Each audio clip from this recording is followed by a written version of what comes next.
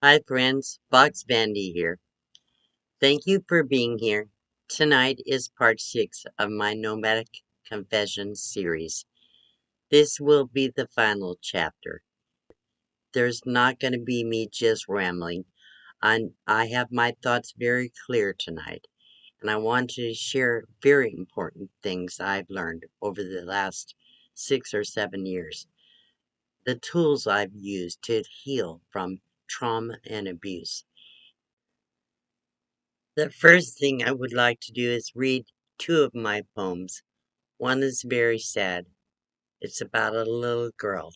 That little girl was me.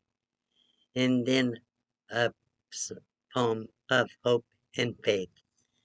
And then I will share all the things I've learned in the last few years that I believe will help anybody that's facing trauma or abuse, or anybody that's trying to heal from previous trauma or abuse. The first poem is called Shadow No More, and I've shared this on my channel in the past. A child so quiet and shy, no one could understand why. Clothes tattered and torn, her shoes looked so worn, her eyes looked so sad. She never seemed glad. Could her life be that bad from the experiences she had? The early neglect took so much from her. The abuse and reject. She had no self-respect. She looked in the mirror. She felt such disgust. Where were the people she needed to trust?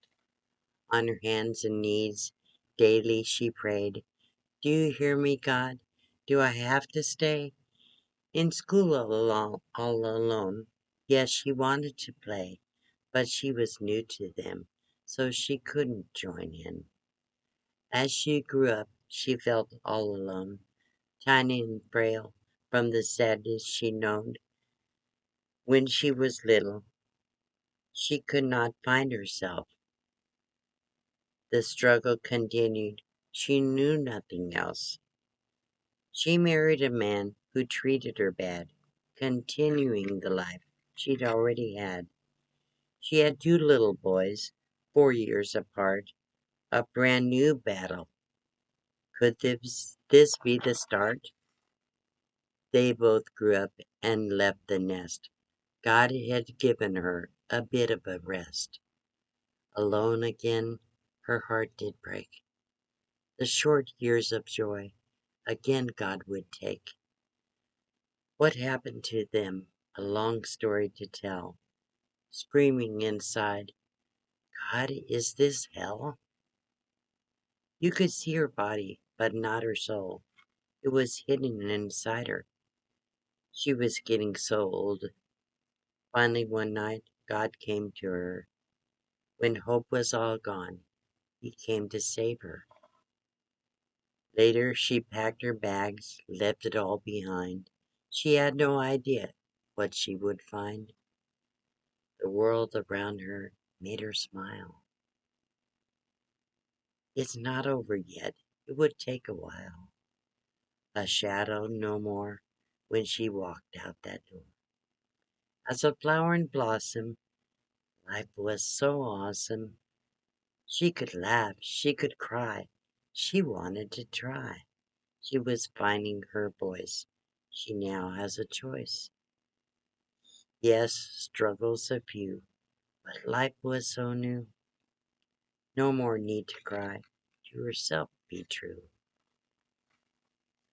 Over the years, she had learned to survive, but in the great outdoors, she now would thrive. Can you see her now? Is she still just a shell? She can help others. There's a story to tell. Life was a test, but now God has blessed. No longer a shadow, she's truly alive. As she tells her story, no longer alone, she can help others to find their new home. This is my poem. It's called God Hears My Prayers. It's a poem of hope and faith. A lonely child, she felt so unloved. She knew God existed in heaven above, yet she was left here to fight her own plight, and didn't know at the end there was light. She struggled daily to understand why she was here in this great big land. She searched for answers year after year, but no answers came to remove her fears. And when she was at the end of her rope, she sought to end it all. She just couldn't cope. Finally, one night, in her deep, dark cave, she closed her eyes and she began to pray. That was the start of her journey back. What was before, it would never come back. God heard her prayers every night. He opened her eyes. She could see the light. She asked, "Why did you come? I know you don't care." But he held out his hands and he bid her come near. From then until now, she's never alone. He showed her in future what would be her new home. When her spirit leaves her body, she won't need to roam. But in the future, she will find her new home. Not today. It's not time yet. It's not time to go. There's still much to do here. She must not let go. So many out there who have felt the same way. Her voice must be heard. She has so much to say. Who knows how many need to hear that they don't have to live in fear. He hears them too. He's listening now. Open arms to them too he brings. God knows your sorrow, my dear sweet friend. Open your eyes. See the light at the end. You must reach out and ask him, will you please come in? When he returns and my work here is done, he'll say, come into my arms, my dear sweet little one. So now I want to talk about healing from trauma and abuse. After a lifetime of being a victim of abuse and trauma, I finally realized I could overcome my past and become a real person with thoughts, values, and ideas of my own. It was a long process, and since it took years to get me where I was, it would also take me years to heal. I realized I might never be fully recovered, but I had to start somewhere. I had always been controlled by the people in my life, always told it was for my benefit. So their values and thoughts became my own. I only understood my life by what I lived and saw around me. I saw myself as weak. I felt helpless, and I felt I had no other options. I was negative, depressed, angry, and resentful, with no goals or desires of my own. I felt I had nothing in life that gave me joy, no fulfillment or purpose. Even then, I knew that I was damaged goods. I believed I was one of no consequence to anyone. I believed after years of brainwashing, control, and manipulation that it was not lovable or valuable. I believed even God had abandoned me. All my thinking and understanding about life were distorted. I blamed God, myself, and everyone around me for all my problems. Even when I became an adult, this victim mentality followed me. I couldn't run from my problems. People had a hard time being around me because I was so miserable and full of self-pity. As the saying goes, misery loves company. Those were the kinds of people I drew into my life. When I was able to make friends, it never lasted very long. My children and myself sought help from psychiatrists and therapists throughout those years. I never felt it helped much because my life remained the same. I was never given the tools to stop the anxiety or panic attacks or the debilitating thoughts and memories that would go through my head, nor did I learn how to stop the physical or emotional pain that I had to deal with on a daily basis. The medications I was given didn't help and sometimes even made my symptoms worse. I felt like I was a walking zombie. I sought help through religion. I always felt judged and controlled by the people in the churches I attended. They wanted to control me too. I became addicted to so many things, trying to avoid feeling anything at all. I wanted to hide from the reality of my life. I, I wanted to feel normal. I wanted to understand why I was such a victim. I let my surroundings define who I was. I was so insecure and vulnerable that it was easy for those who wanted to hurt me to see I had no fight in me. They could do what they wanted to me without consequences until I learned to change this and learned how to defend myself. I knew something had to change, or I would end it all myself. Suicidal thoughts were always with me. Finally, in my last bad marriage, during one of my suicidal episodes, I went to another psychiatrist. She put me on medication again. I'm not saying that medication for PTSD and depression can't be beneficial under certain circumstances and for certain people, but it was not helpful to me. I became a zombie. I was unable to function.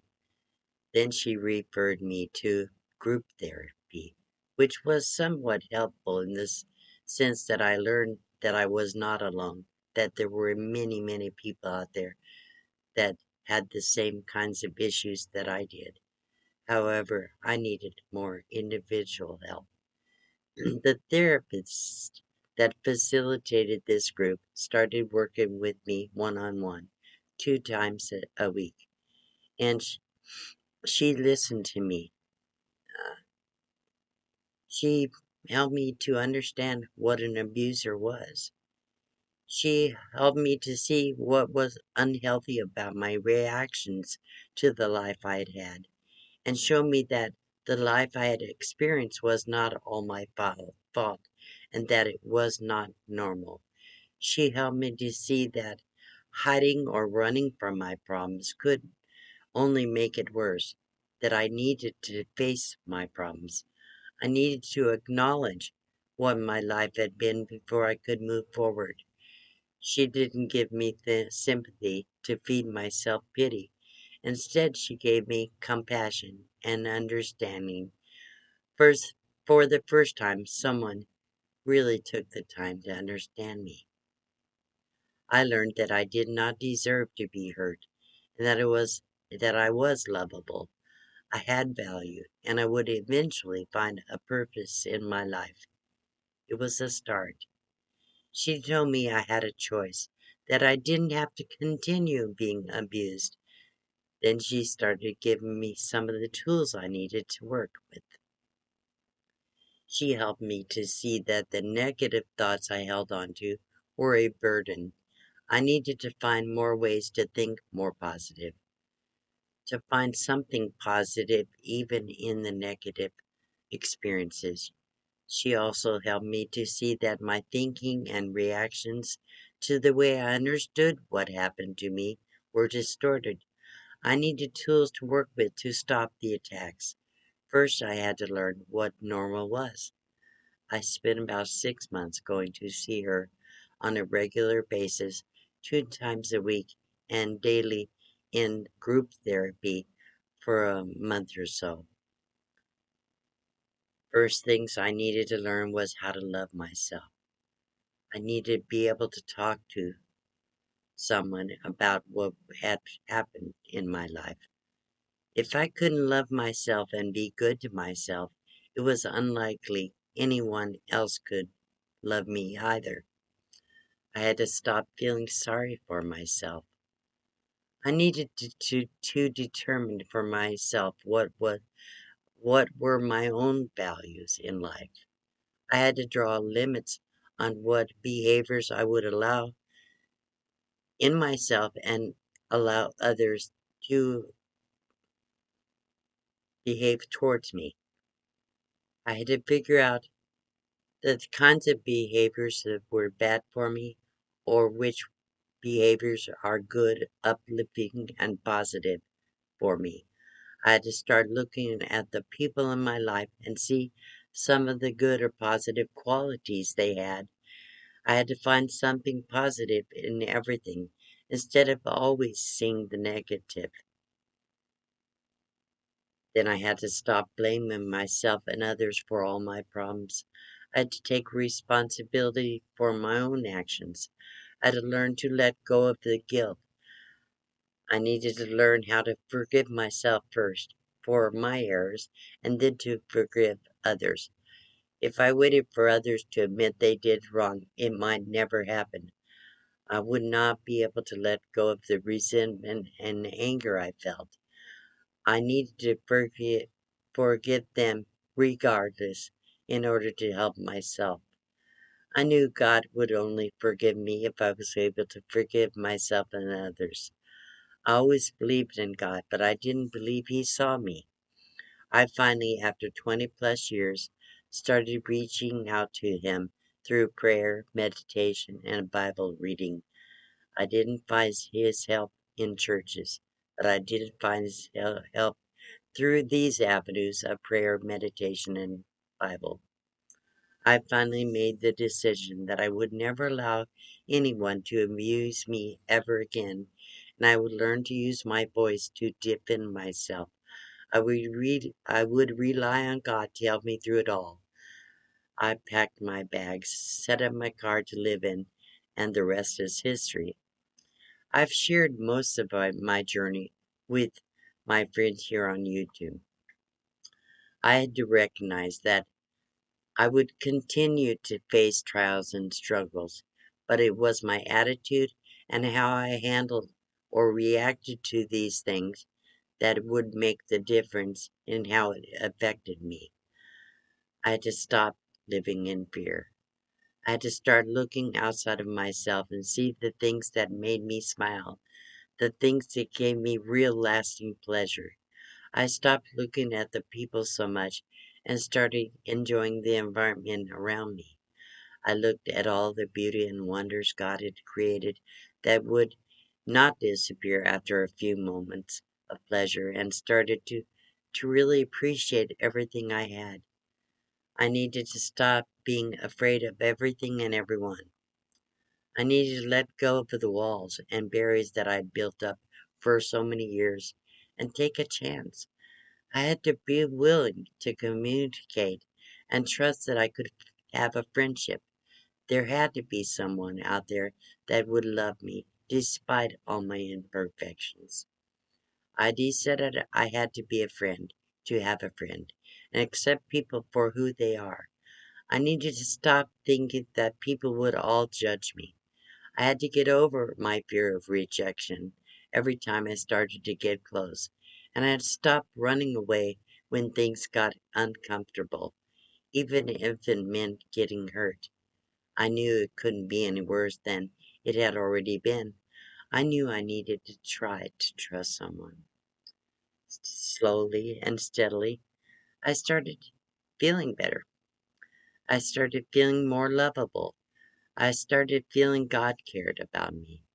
As I grew and as was healing, I found there were so many loving people in this world, people that accepted me and loved me for the person I was becoming, people that didn't judge me for my past mistakes, people that didn't run away from me as soon as I started to feel I could trust them and have a lasting friendship. As I acknowledged and talked about my life People were kind and understanding and were emotionally supportive to me. Just the ability to talk and be heard were amazingly healing to me. I found that the more I loved God, my neighbor, and myself, the more I felt love coming back to me. I know I'm not 100% healed. I'm a work in progress. I believe I will not be fully healed until I meet my Creator. I realize there will always be struggles, but I am no longer a victim. I am a child of God who is loved by so many. Thank you all for helping me to find myself and helping me to heal. In summary, I had a lot of work to do. I had to start drawing closer to God and let Him work a miracle in my life, which He has. I had to acknowledge and accept my past for what it is, but not dwell on it. I had to find someone I could trust to help me sort it all out.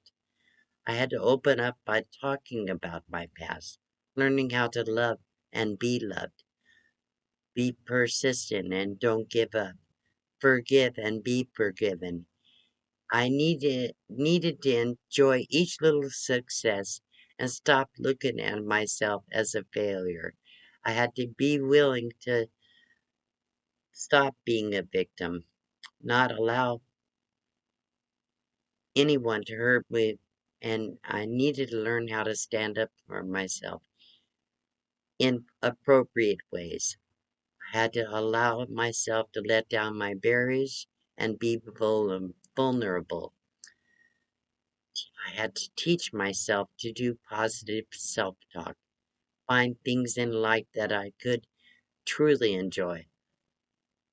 Last, I had to find ways to share my successes with others to give them hope. And I hope I have done that in this Nomadic Confession series and over the last 3.5 years on my YouTube channel. I get wonderful comments from people that tell me that it has helped so many of them. I'm so grateful for that. If I have helped people, then I am not a failure. I'm a success. I can tell you what that means to me. I have a purpose in life, and I feel like my whole world has changed, and God has blessed me in every possible way. I am a miracle of God. I truly believe that God has worked so many miracles in my life. I'm so grateful to be able to share those blessings with you. Thank you all for coming today. Thank you for listening to my story. I only pray that has helped people today. You all have a great day. I look forward to doing more videos very soon here. Thank you.